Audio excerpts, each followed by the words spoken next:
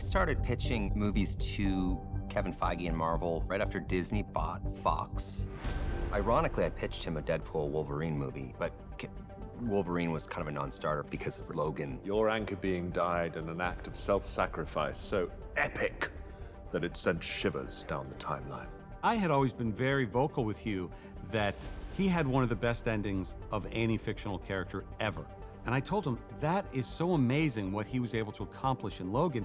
That's what we were striving for with Robert Downey Jr. in Endgame, is to give this incredible, iconic fictional character an amazing ending. Oh, this is what it feels like. I really thought when we finished Logan, I'm really proud of the film. I'm proud of what we created. And I meant what I said when I was done. And then 2022, I was driving to the beach and like a bolt of lightning came, I want to do Wolverine Deadpool. Sorry, Ryan, that's how I see the title, by the way. I know you, bub. Nope. But I know you.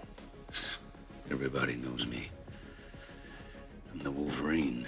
The inclusion of Wolverine in this Deadpool movie suddenly gave it its lifeblood, suddenly gave it its undeniable reason to exist. This Logan has the same, he can do anything, even musicals, look.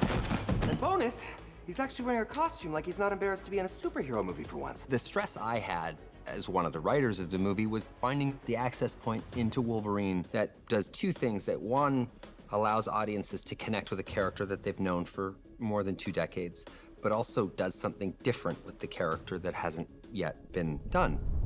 I am wearing this suit. And that means a lot of things, but most of all, it means I'm an X-Man.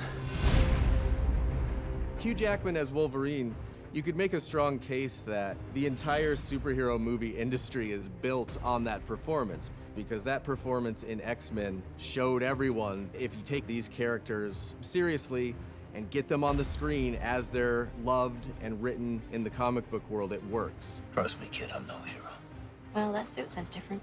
I don't think I fully understood what it meant to the wider world. I was not a comic book fan in particular growing up. I had never heard of X-Men. And in some ways, I'm really glad I didn't know, because I really approached Logan as I would any other character. Yes, he had claws coming in. Yes, he could heal himself, and he had kind of crazy hair. But for me, it was just another character to embody and all the humanness of him. Say hi to your friends for me. He brings such a gravitas to this character. It's so real, it's so emotional. I remember talking to him about some of the story paths we were going down, and he was just so excited because he felt like he was scratching an itch with this character that he always wanted to scratch. You might not know it, but you're a good man, Logan. You might not know it, but apparently I'm the worst, Logan. In the first script that we wrote, Hugh sent us a 10-minute voice memo, which I don't recommend sending a 10-minute voice memo to anyone. But the idea that he was the worst Wolverine is the thing that came of Hugh's voice memo. It was such a great access point for us, because you not only have the worst Wolverine, but you have a Wolverine that is finally, after 24 years, wearing the yellow suit, you know, wandering around set like Admiral Banana. When I got in the yellow and blue, I knew immediately it would work. It felt amazing. I felt more grounded, deeper, connected than I ever had before in the 24 years. Holy shit! You save the good stuff for special occasions? Killing mostly. I was astonished at how we never tried it, never looked at it. But when I see it, particularly with that cowl, I feel more than ever before, me, Hugh Jackman, is lost, gone. It's just Wolverine. What's with the suit? First thing I did when I flamed out, I took mine off. Drop it. It's not that ugly. Stop talking about Did you my make it suit. yourself? Been there. Oh my God. The legends are true. In the script, we find a few Wolverine variants. It wasn't until we showed Sean, like, oh, here's what we're thinking. And then all of a sudden it's like, well, let's get the John Byrne brown and tan costume. Yeah. Let's get Wolverine on the cross. Let's get Wolverine. Let's get, like, Old Man Logan. Old Man Logan. We hit some like real deep cut comic fans to start digging out these Logan variants. It's not you. We're just going in a different direction. That's a recipe for humor. Oh my God, your hair. Oh. It's certainly a recipe for conflict, which is also funny. No makeup Monday. Good for you.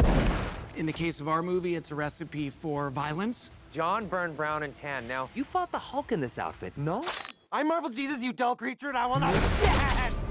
I've always said if he doesn't want to put the claws back on again, I will. Is that what you really want? Because he's an actor that is like a Swiss Army knife and can kind of do anything at any moment and pivot in strange and wonderful ways, he kind of gave the license for Sean and I to really explore a slightly different version of Wolverine. Wow! You really are the worst one. I have never been so happy to wake up in the morning and go to a set in my life. I've never laughed so much. So good, Leslie! Yeah, Leslie! And when you're playing Wolverine, it's really great to be able to laugh in between takes. And when you're with Ryan and Sean, we did, but there was a freedom. I like this guy. We supported each other. We played, you know, it felt new and fresh, and it was the most fun I've ever had playing the part. We're just getting started.